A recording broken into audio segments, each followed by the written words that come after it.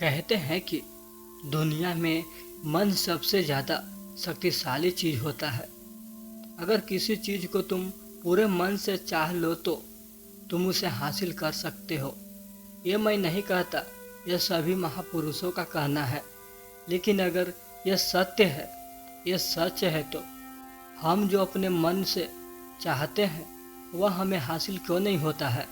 भाई, कोई भी इंसान अपने मन में तो दुख नहीं चाहेगा, लेकिन वो रहता तो दुखी है।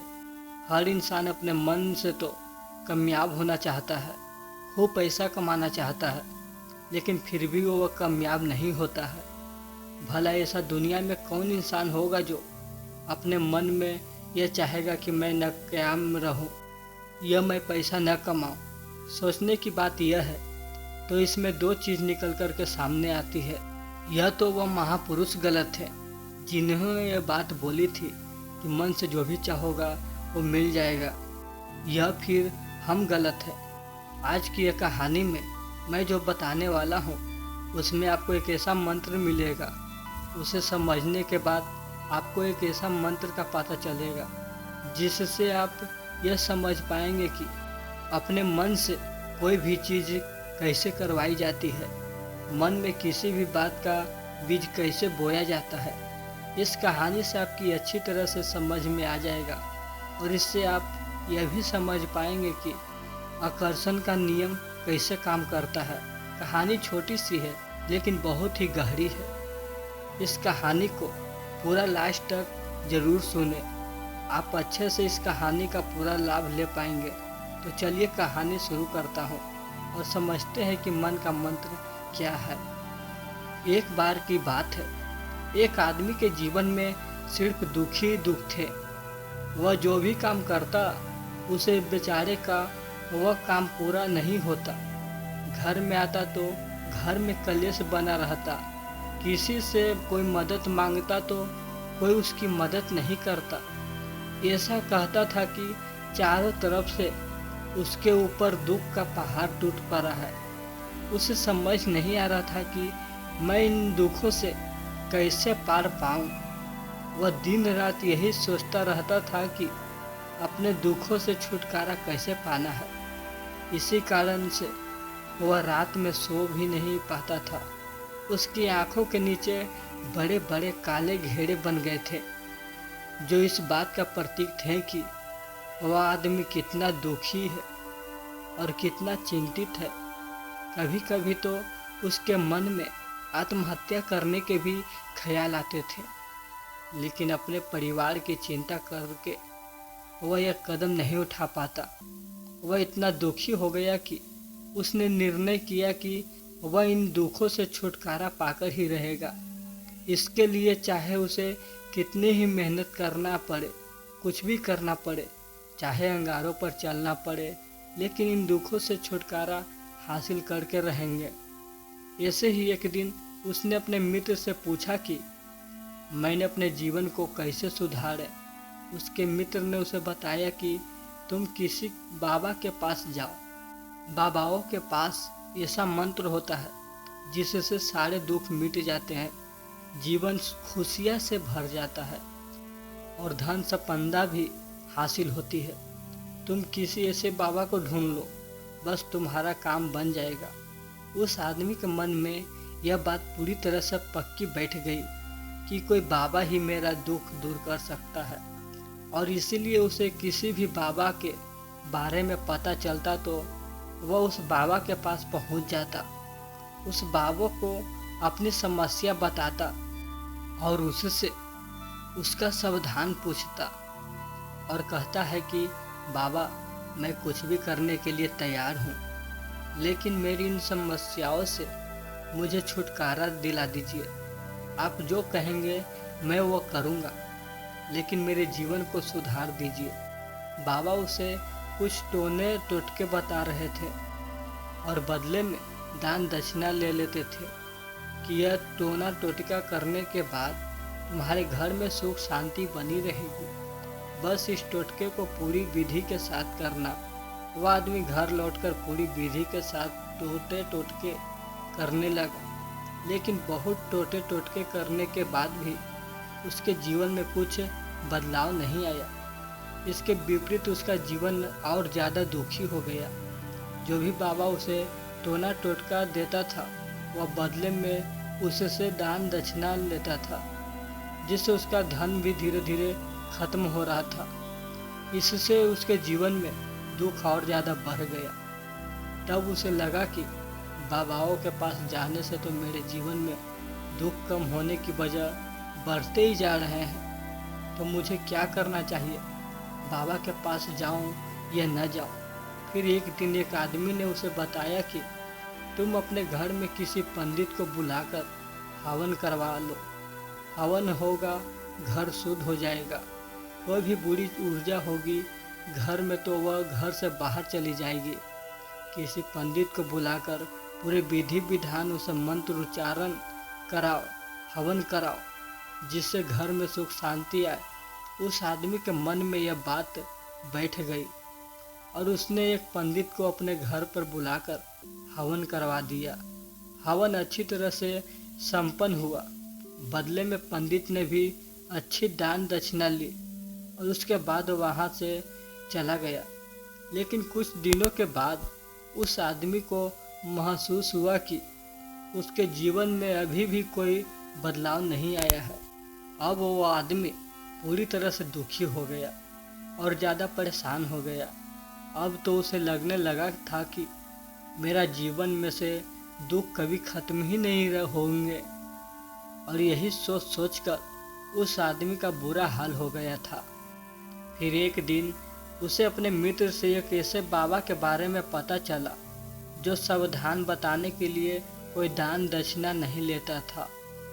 उस आदमी को लगा कि यह बाबा दूसरे बाबाओं की तरह नहीं हो सकता, क्योंकि यह तो दान दक्षिणा लेता ही नहीं है, और अगर दान दक्षिणा नहीं लेता तो यह सच में कोई सिद्ध बाबा होगा। और यही सोचकर वह उस बाबा के पास पहुंच जाता है।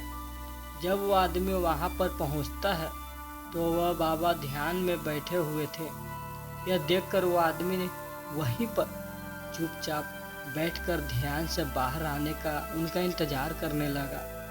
थोड़ी देर बाद बाबा ने आँख खोल ली तो सामने एक दुखी और परेशान युवक को बैठा देखा।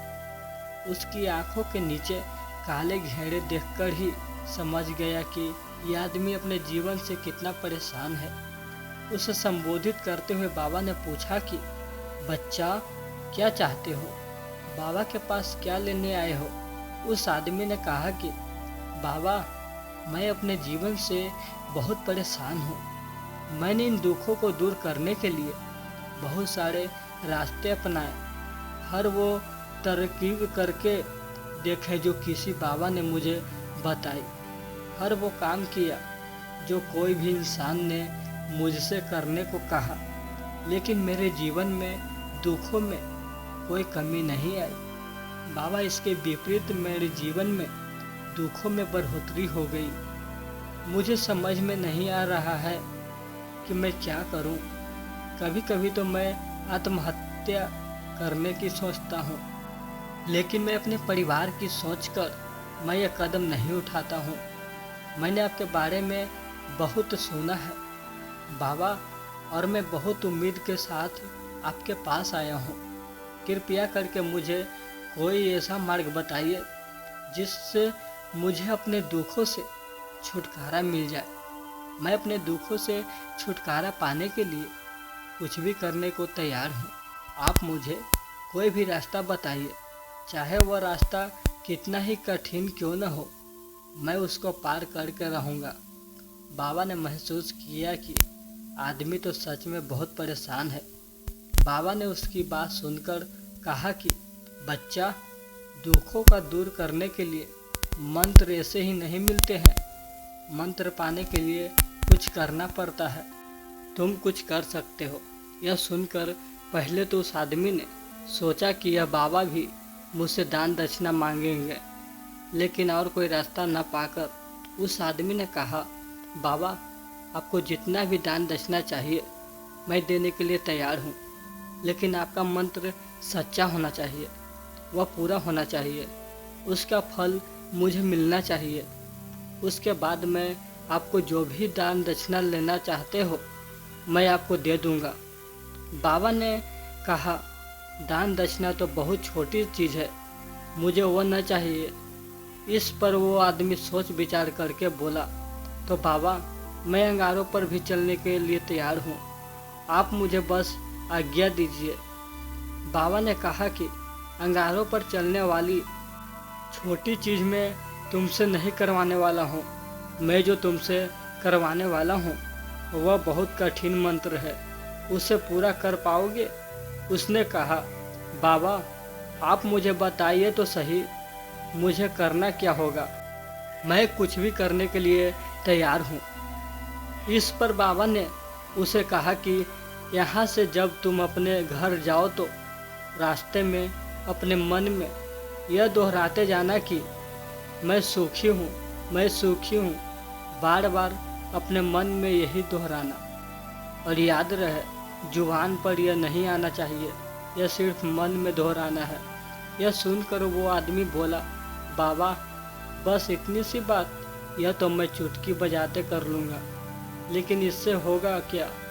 बाबा बोले कि इस मंत्र को करके तो देखो, वैसे भी तुमने इतने बाबाओं के मंत्र किए हैं, तो इस मंत्र को भी करके देख लो। उस आदमी ने सोचा कि बाबा कुछ दान दक्षिणा तो ले नहीं रहे हैं और छोटा सा मंत्र है, इसे तो मैं कर ही लूँगा। वो बोला, ठीक है बाबा, यह मंत्र जरूर करूँगा। और वो आदमी यह कहकर वहाँ से चलने लगा। लेकिन जैसे ही वह चलने लगा, पीछे से बाबा ने बोला कि बच्चा एक बात याद रखना, जब तुम यह मंत्र अपने मन में दोहराना तो तुम्हारे मन में बंदर के विचार नहीं आने चाहिए, बंदर का ख्याल भी नहीं आना चाहिए, तो यही मंत्र सिद्ध होगा। आदमी बोला, मुझे तो आज तक बंदर का कोई विचार नहीं आया है, तो अब क्यों आएगा? आप चिंता मत करिए बाबा, मैं बस मन में यही दोहराऊंगा कि मैं सुखी हूँ, मैं सुखी हूँ। इसके अलावा बंदर का कोई भी विचार मेरे मन में नहीं आएगा। यह कहकर वह आदमी वहाँ से चला जाता है। वह अपने मन में मैं सुखी हूँ, मैं सुखी ही हूँ यह दोहराता हुआ थोड़ी देर ही चला था कि उसके मन में अचानक बंदर का ख्याल आ गया।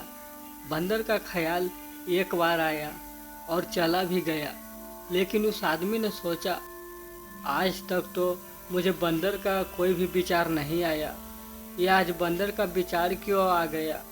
ऐसा करके उसने उस बंदर के विचार को पकड़ लिया और यह भूल गया कि मुझे क्या मंत्र दोहराना है, और वह बंदर के बारे में सोचने लगा। जब थोड़ी देर बाद फिर से उसे होश आया तो वह फिर से अपना ही वही मंत्र दोहराने लगा जो बाबा ने उसे बताया था, मैं सुखी हूँ, मैं सुखी हूँ। लेकिन अचानक से उसे एक बंदर दिखाई दिया और यह देखकर फिर से उसके मन में बंदर का विचार उठ गया, और यह देखकर वह इस विचार को बाहर फेंकना चाहता था, और वह चाहता था कि मेरे अंदर किसी तरह से बंदर का विचार ना आए, लेकिन उसे तो सामने बंदर ही दिखाई दिया। ऐसे ही जद्दोजहद करते करते घर पर पहुंचा, और घर पर पहुंचने के बाद अपनी पत्नी को कहा कि हे बंदरिया, मुझे खाने में बंदर परोस दो। और जब उसे एहसास हुआ कि उसने क्या बोल दिया तो वह अपने बाल नोचने लगा और दीवारों में सर मारने लगा कि आज तक मुझे बंदर का कोई भी विचार नहीं आया, और आज मुझे यह क्या हो गया है कि मुझे हर जगह बंदर ही बंदर नजर आ रहे हैं, यह कैसी माया है? यही सोच सोचकर वह आदमी रात भर सो नहीं पाया।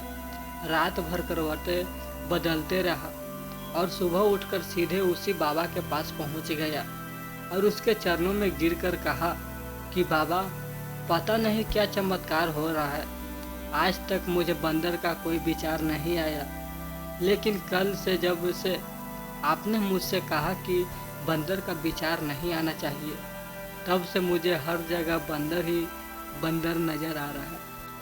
उस आदमी ने कहा कि बाबा, मुझे तो आपके पीछे पेड़ पर बैठा बंदर केले खाते हुए दिखाई दे रहे हैं। यह हो क्या रहा है? बाबा यह सुनकर बाबा हंसने लगे। मन का जाल एक ऐसा जाल है जिसे समझ पाना इतना आसान नहीं है। बंदर तो तुम्हारे रास्ते में पहले भी आते थे। जब तुम मेरे पास आए थे तो इन्हीं पेड़ों पर यह बंदर घूम रहे थे, लेकिन तब तुम्हारे ध्यान में यह बंदर नहीं था। तब तुम्हारे ध्यान में सिर्फ दुख थे। इसके बाद बाबा ने उसे बताया कि बच्चा, हम जिस चीज़ से भी दूर भागना चाहते हैं वही चीज़ हमारे मन में बहुत गहरे से प्रविष्ट हो जाती है और हमारे अंतर्मान में समा जाती है। असल में हम जिस चीज़ से छुटकारा पाना चाहते हैं उससे छुटकारा इसलिए पाना चाहते हैं कि वह हमारे साथ बहुत गहरे से जुड़ी हुई है, और हम जितना ही उससे छुटकारा पाना चाहते हैं वो उतना ही गहरी हमारे मन में बैठती चली जाती है और आखिरकार हमारे वर्तमान में छा जाती है। ऊपर से तो हम चाहते हैं सुखी होना कि मैं सुखी हूँ, मैं सुखी हूँ। हमारे होठ भी यही बोलते रहते हैं, लेकिन हमारे मन में दुख समस्याएं होते हैं। हमारे विचार में, हमारे मन में दुखी दुख दिखाई देते हैं। इसीलिए अपनी जुबान से बार बार यह बोलने से कि मैं सुखी हूँ, मैं सुखी हूँ, मैं सुखी नहीं होंगे। इस पर उस आदमी ने पूछा कि बाबा, लेकिन यह मंत्र हमारे अंतर मन में प्रतिष्ठित कैसे होगा? यह सुनकर बाबा ने कहा कि बच्चा, अपने दुखों से लड़ना बंद कर दो। जब तक तुम अपने दुखों को दूर करने की सोचते रहोगे तब तक वो दुख तुमसे चिपके रहेंगे, तब तक वो दुख तुम्हारे वर्तमान पर अपना राज बनाए बैठे रहेंगे। और जिस दिन तुम उन दुखों के बारे में सोचना ही छोड़ दोगे, उन दुखों से छुटकारा ही नहीं पाना चाहोगे, उसी दिन से तुम्हारा जिंदगी से दुख गायब हो जाएंगे। क्योंकि किसी भी चीज़ से छुटकारा पाने के लिए हमें उस चीज़ के बारे में सोचना पड़ता है, और हम जितना ही उस चीज़ के बारे में सोचते हैं वह उतनी ही गहरी हमारे मन में प्रविष्ट होती चली जाती है। दोस्तों, ये कहानी से हमें यह सीख मिलती है कि हम अधिकतर समय दुखों के बारे में ही सोचते हैं। हम यही सोचते हैं कि हमारे जीवन में दुख है और हमें इससे छुटकारा पाना है। इसी वजह से बार बार सोचने से वो दुख हमारे वर्तमान में प्रविष्ट हो जाता है और हमें एहसास भी नहीं होता। इसलिए अगर तुम दुखों से छुटकारा पाना चाहते हो तो दुखों से छुटकारा पाने के बारे में सोचना छोड़ दो, तुम्हें दुखों से छुटकारा मिल जाएगा। अक्सर आदमी धूम्रपान करना छोड़ना चाहता है, शराब छोड़ना चाहता है, सुबह अपने आप से यह वादा करता है कि मैं कोई भी गलत काम नहीं करूँगा, लेकिन शाम को जब लौटता है तो नशे में चूर होकर लौटता है। ऐसा क्यों होता है? जो हम सोच रहे हैं वह पूरा कर ही नहीं पा रहे हैं। असल में हम उस चीज़ को बहुत ज़्यादा लफ्ज़ों दे रहे हैं, उस चीज़ को बहुत ज़्यादा अहमियत दे रहे हैं। जब भी हम उस चीज़ को छोड़ने के बारे में सोचते हैं तो हम उसकी इम्पोर्टेंट यानी कि विशेषता और ज़्यादा बढ़ा देते हैं। हमारा मन उसी चीज़ के बारे में जितना ज़्यादा सोचेंगे, शराब या धूम्रपान छोड़ने के बारे में जितना ज़्यादा सोचेंगे, हमारा मन उतना ही उस चीज़ के पीछे ज़्यादा भागेगा। हमें उस चीज़ से लड़ना नहीं है, बल्कि बिना सोचे गुजर जाना है। और अगर हम इस मंत्र को समझ लेते हैं तो हम अपने जीवन में जो भी पाना चाहते हैं उसे अपने अंतर्मान में डाल सकते हैं। और एक बार वो लक्ष्य हमारे अंतर्मान में बैठ जाता है तो फिर सफलता पाने में कोई समस्या आती नहीं, कोई दिक्कत नहीं आती। तो दोस्तों, ये कहानी आपको 10% भी अच्छा लगा है तो इस वीडियो को लाइक करें। अगर नए आए हैं तो इस चैनल को ज़रूर सब्सक्राइब करें। ऐसे ही ज्ञान से भरा हुआ कहानी दिलो रानी मोटिवेशनल चैनल पे मिलता रहेगा। धन्यवाद।